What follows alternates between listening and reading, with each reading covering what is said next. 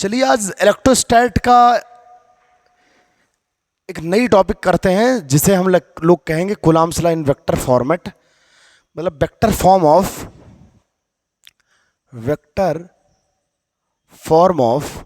कूलाम्ब्स law.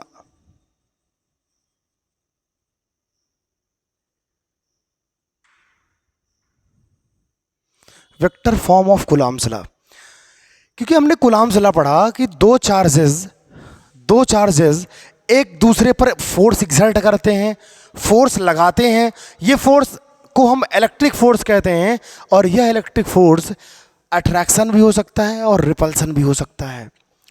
लेकिन हमने direction पर बात नहीं करी, हमें डायरेक्शन पर भी बात करना है। कूलाम्ब्स लॉ पढ़ना तो है लेकिन डायरेक्शन पे बात करके पढ़ना है हमें। तो जब हम डायरेक्शन को मेंशन करते हुए कूलाम्ब्स लॉ को पढ़ें तो उसको कहते हैं कूलाम्ब्स लॉ इन वेक्टर फॉर्म। तो लेट करते हैं, इसमें मेरे पास टू चार्जेस है, वन चार्ज है Q1, अनदर चार्ज है Q2। सपोज करते हैं टू चार्जेस है और ये भी सपोज कर लेते हैं दोनों पॉजिटिव चार्ज है। सपोज कर लेते हैं हमारे पास टू चार्जेस, दोनों पॉजिटिव चार्ज है, प्लस Q1 और प्लस Q2। इनके बीच का जो सेपरेशन है वो सपोज कर लेते हैं R है और ये दोनों चार्ज एयर और वैक्यूम में रखे गए हैं, ऐसा कंसीडर कर लेते हैं। तो एयर और वैक्यूम में रखे गए ये दोनों चार्ज, इनके बीच का सेपरेशन R है। तो ये प्लस दोनों लाइक चार्ज हैं तो रिपेल करेंगे, मतलब प्रतिकर्षित करेंगे, दूर फेंकेंगे एक दूसरे को। तो Q1 Q2 पर फोर्स लगाएगा और धक्का देगा, कहेगा भागो मेरे मुझसे दूर। और Q2 भी पॉजिटिव चार्ज है, Q1 पर फोर्स लगाएगा, कहेगा भागो मुझसे दूर। तो कुल मिला के दोनों चार्जेस एक दूसरे को धक्का देंगे, दूर फेंकेंगे, रिपल्सन करेंगे। Yes or no? तो Q2 फोर्स लगाएगा Q1 पर, Q1 फोर्स लगाएगा Q2 पर। हमें डायरेक्शन के साथ बात करनी है तो हमें लिखना है force on Q1 exerted by Q2।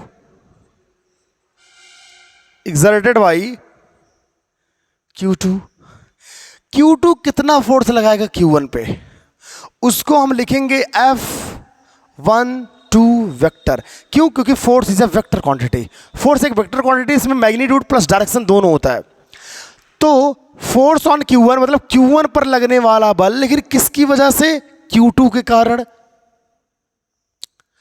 तो इसे लिखेंगे force on Q1 exerted by Q2 is, इसको डिनोट कर रहे हैं F12 को। कैसे लिख रहे हैं?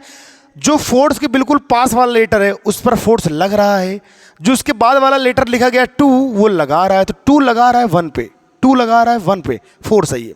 फार्मूला वही कूलाम्ब्स लॉ का पुराना फार्मूला हम लोग जानते हैं, 1/4πε0 इनटू में दोनों चार्ज का मैग्नीट्यूड Q1 एंड Q2, इनके बीच का सेपरेशन कितना है R²। देखो फोर्स एक वेक्टर क्वांटिटी है, अगर इधर वेक्टर लगा रहे हो तो तुम इधर स्केलर सिर्फ नहीं लिख सकते, यहां वेक्टर इसे बनाना पड़ेगा। और अभी ये मैग्नीट्यूड लिखा गया फोर्स का, इसमें डायरेक्शन नहीं है। अब देखो जरा ये फोर्स लग कर किस तरफ रहा है। ये Q2 फोर्स लगाएगा Q1 पर, दोनों लाइक चार्ज हैं, सिमिलर चार्ज हैं, ये दूर भगाएगा Q1 को, मतलब धक्का देगा इस तरफ। Q2 फोर्स लगाएगा प्लस Q1 पे इस तरफ, और इसी डायरेक्शन को तो हम लोग क्या कहते हैं? F12। इस फोर्स को हम F12 बोल रहे हैं। और डायरेक्शन के लिए हमें यहां यूनिट वेक्टर ऐड करना पड़ेगा। यूनिट वेक्टर क्या होता है? यूनिट वेक्टर एक ऐसा वेक्टर होता है जिसका मैग्नीट्यूड 1 होता है और जिसे सिर्फ डायरेक्शन रिप्रेजेंट करने के लिए लगाया जाता है, यूनिट वेक्टर।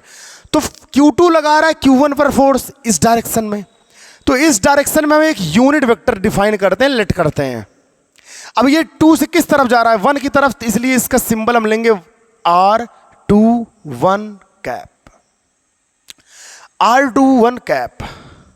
तो यहां लिखेंगे F12 vector equal to 1/4πε0 into Q1 Q2 upon R², into में यहां लिखना पड़ेगा R21 कैप। वेयर, यहां लिख दो, अगर तुम्हें दिक्कत हो तो लिख दो R21 cap is the unit vector in the direction of in the direction of Q2 to Q1, Q2 से Q1 की ओर, जब आप Q2 से Q1 की ओर आओगे तब इस डायरेक्शन को रिप्रेजेंट करने वाला यूनिट वेक्टर हम एज्यूम कर रहे हैं R21 कैप। मतलब R21 कैप जो वेक्टर है इसका मैग्नीट्यूड 1 है, तो ये फोर्स को इफेक्ट नहीं करेगा, इसकी वैल्यू को बदलेगा नहीं, इसके मान को नहीं बदलेगा। सिर्फ ये क्या रिप्रेजेंट कर रहा है, सिर्फ ये रिप्रेजेंट कर रहा है कि इसकी Q2 के द्वारा Q1 पर लगाया गया जो फोर्स है वो इस डायरेक्शन में है, और उस डायरेक्शन को हमने सिंबल ले लिया उसका R21। कैसे ले लिया? क्योंकि तुम किसके पास, कौन लगा रहा है, 2 लगा रहा है। किस पर लगा रहा है? 1 पे, तो तुम 2 से 1 की ओर आ रहे हो, सही पूछो तो जो डायरेक्शन है वो तुम्हारी राइट डायरेक्शन ये है कि 2 से किस तरफ आ रहे हो, तो जिसकी तरफ हो तो उसको पास लिखोगे, 1 को। ठीक है, ये हो गया in the direction of Q2 to Q1। हम एक बात जानते हैं बहुत पहले से, आर कैप इक्वल टू होता है वेक्टर आर अपान का मॉड ऑफ आर लिखो या सिर्फ आर लिखो, that is a definition of unit vector. Unit vector की डिफिनीशन है सर ये, R cap equal to vector R upon magnitude of R. तो अगर यहां पर R21 है तो यहां पर भी R21 करोगे और यहां पर भी R21 करोगे। कब मैग्नीट्यूड इसके मॉड में भी लिख सकते हो तुम, इसको तुम थोड़ा ऐसे भी लिख सकते हो, R21 cap is equal to R21 vector upon का मैग्नीट्यूड ऑफ R21। Q2 से Q1 की ओर के डायरेक्शन को रिप्रेजेंट करने के लिए हमने ये सिंबल लिया यूनिट वेक्टर। इसका अगर मैग्नीट्यूड पूछे तो Q2 और Q1 के बीच का जो डिस्टेंस है, एग्जैक्ट डिस्टेंस है, उसके इक्वल होगा, तो यहां पर सिर्फ R लिखेंगे हम। मतलब मैग्नीट्यूड ऑफ R21 क्या है? Q2 से Q1 की ओर कर यूनिट वेक्टर है, डायरेक्शन को शो करता है ये। तो बताओ अगर Q2 से Q1 के बीच की एग्जैक्ट डिस्टेंस पूछा जाए, मतलब एग्जैक्ट मैग्नीट्यूड पूछा जाए, तो कितना है? R है ना, इसलिए इसकी जगह पर R लिखेंगे हम। अगर R21 कैप इक्वल टू इतना हो जाएगा तो ले चलो यहां रख दो, नाउ यहां लिखते हैं, नहीं तो दिखेगा नहीं, शायद तुम्हें दिख रहा होगा यहां पे। तो now F12 vector is equal to लिख सकते हैं यहां पे 1/4 पाई एप्सिलॉन नॉट इनटू में Q1 Q2 अपान R स्क्वायर, इनटू में लिखेंगे R21 कैप की जगह इतना लिख देंगे तो हो जाएगा R21 वेक्टर अपान का R। इस R का इस R के साथ मल्टीप्लाई होगा, इधर लिख सकते हैं, इस R का इस R के साथ मल्टीप्लाई होगा, तो इस R के साथ R का मल्टीप्लाई होगा, तो इसे लिख सकते हैं F12 vector is equal to 1/4 pi epsilon nought into में Q1 Q2 अपान का R क्यूब, R स्क्वायर का R के साथ मल्टीप्लाई होगा तो R क्यूब R21 वेक्टर। ये तुम्हारा फोर्स है, क्वेश्चन नंबर फर्स्ट है ये आपका फोर्स है। कौन सा फोर्स है? इन वेक्टर फॉर्मेट में Q2 के द्वारा Q1 पर लगाया गया बल है ये, Q2 के द्वारा Q1 पर लगाया गया इस डायरेक्शन में बल है, क्योंकि दोनों हमने पॉजिटिव चार्ज लिया है, लाइक चार्ज लिए, तो ये एक दूसरे को रिपल करेंगे। तो F12 वेक्टर इक्वल टू क्या आया? 1/4 पाई एप्सिलॉन नॉट इनटू में Q1 Q2 अपान R क्यूब। कूलाम सला में 1/4 pi epsilon nought into Q1 Q2 अपान R स्क्वायर आता है जब तुम मैग्नीट्यूड में बात करते हो, लेकिन तुम डायरेक्शन में बात कर रहे हो सर। किस में बात कर रहे हो? डायरेक्शन में बात करो। जब डायरेक्शन में बात करते हो तो R क्यूब आता है और यहां पर एक वेक्टर आता है जिसे R21 वेक्टर कहते हैं। चलिए ऐसे ही हम निकालते हैं कि Q1 Q2 पर कितना फोर्स एक्सर्ट करेगा। इसे क्वेश्चन नंबर 1 दे दिए हैं, तो force on Q2 exerted by Q1। मतलब अब तक Q2 Q1 पर फोर्स लगा रहा था, लेकिन आप बताओ ना, क्या Q1 Q2 पर फोर्स नहीं लगाएगा? प्लीज बताओ आप। अगर Q2 Q1 पर फोर्स लगा रहा है तो Q1 भी किस पर फोर्स लगाएगा? Q2 पे धक्का मारेगा, दूर भगाएगा, क्योंकि दोनों लाइक चार्जेस हैं। तो Q1 कितना फोर्स लगा रहा है Q2 पर? फोर्स ऑन Q2 मतलब फोर्स Q2 पर कितना लग रहा है? हाँ, तो हम निकाल रहे थे force on Q2 exerted by Q1, मतलब Q1 की वजह से Q2 पर कितना फोर्स लगेगा।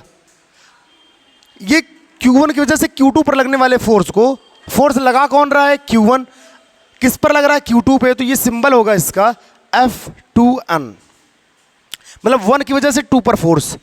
तो इसको हम लिखेंगे 1/4πε0 Q1 Q2 upon R square.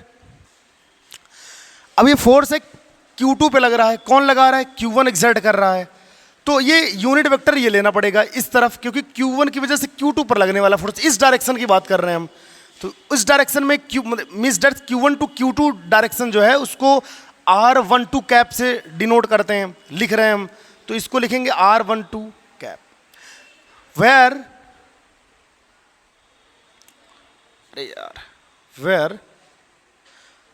R12 cap is unit vector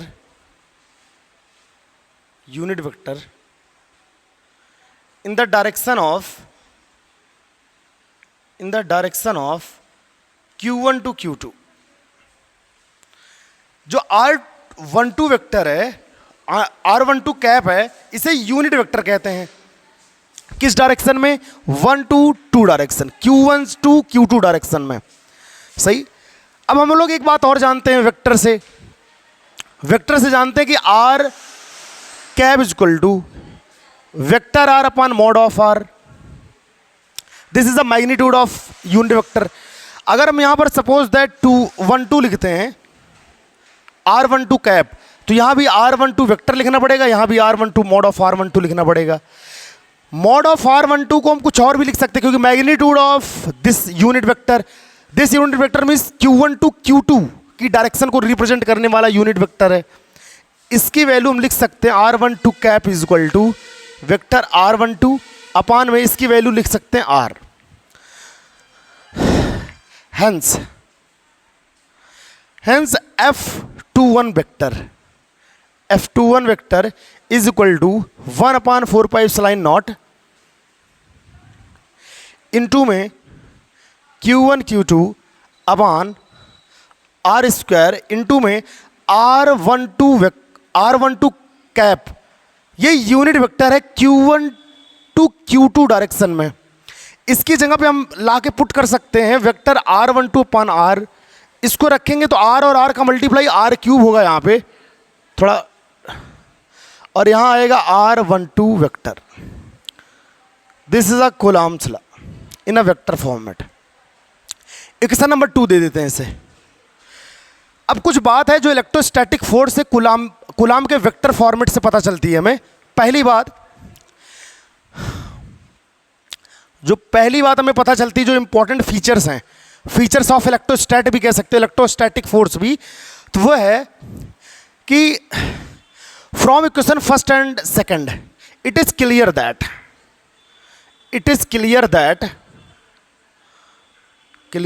from equation first and second कि F12 vector is equal to minus का F21 वेक्टर, क्योंकि दोनों में फोर्स का मैग्नीट्यूड सेम आया था। इक्वेशन नंबर 1 आप देख सकते हैं वीडियो को बैक साइड ले जाके।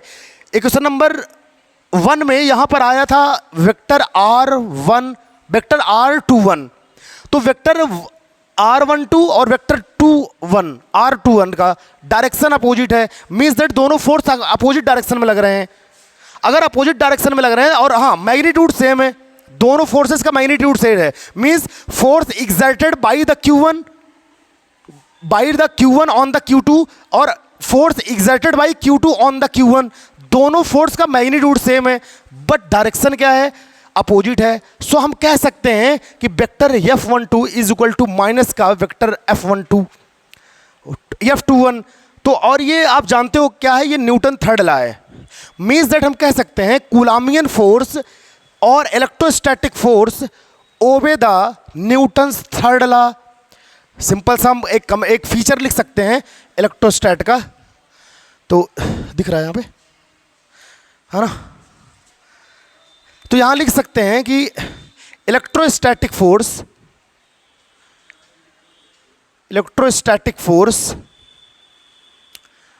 Obey the Newton's third law. Newton's third law क्या आपको रिमेंबर करवाएंगे? Action reaction law. Newton third law को एक्शन रिएक्शन लॉ भी कहते हैं कि अगर कोई बॉडी अनदर बॉडी पर फोर्स एक्सर्ट करती है तो वो अनदर बॉडी भी फर्स्ट बॉडी पर फोर्स एक्सर्ट करती है। मैग्नीट्यूड सेम होगा बट डायरेक्शन अपोजिट होगी।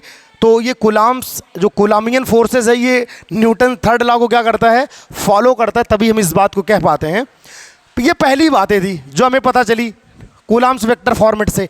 एक और बात पता चलती है सर, एक दूसरा फीचर पता चलता हमें कूलाम्स लॉ से। वो फीचर क्या है? ये जो फोर्स है, फोर्स चाहे Q1 पे हो चाहे Q2 पे हो, Q2 की वजह से Q1 पे हो चाहे Q1 की वजह से Q2 पे हो, दोनों फोर्स दोनों चार्जेस के लाइन ज्वाइनिंग में काम कर रहे हैं। मीन्स दैट ये जो electrostatic force between two charges is always line joining between them. और ऐसे फोर्सेस के फीचर को, ऐसे फोर्सेस को हम सेंट्रल फोर्स कहते हैं। तो यहां से एक फीचर आ रहा है electrostatic force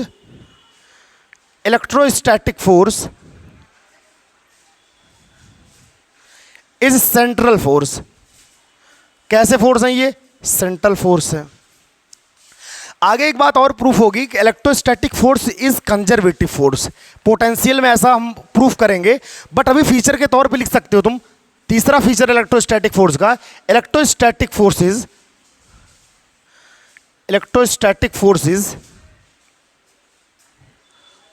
is conservative force.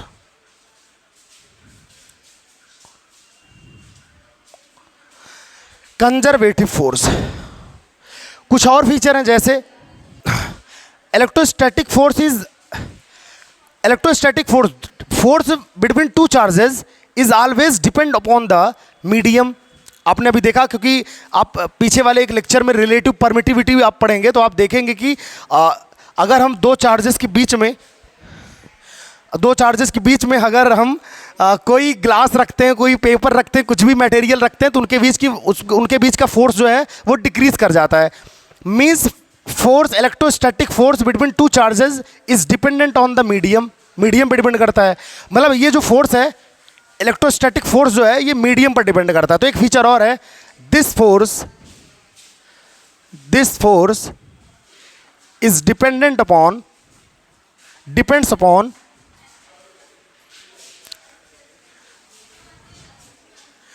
Medium of the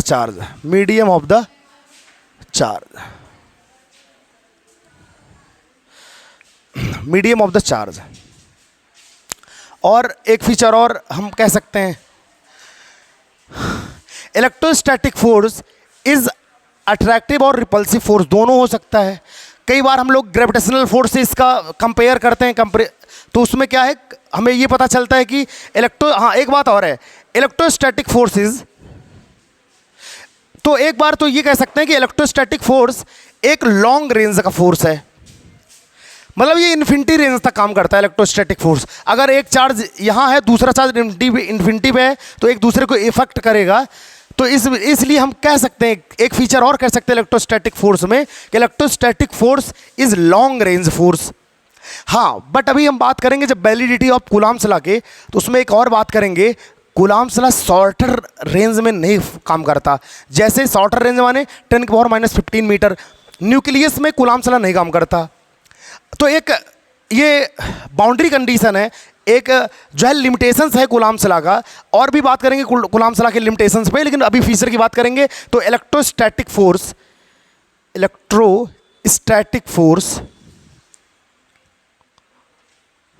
is attractive और रिपल्सिव बोथ।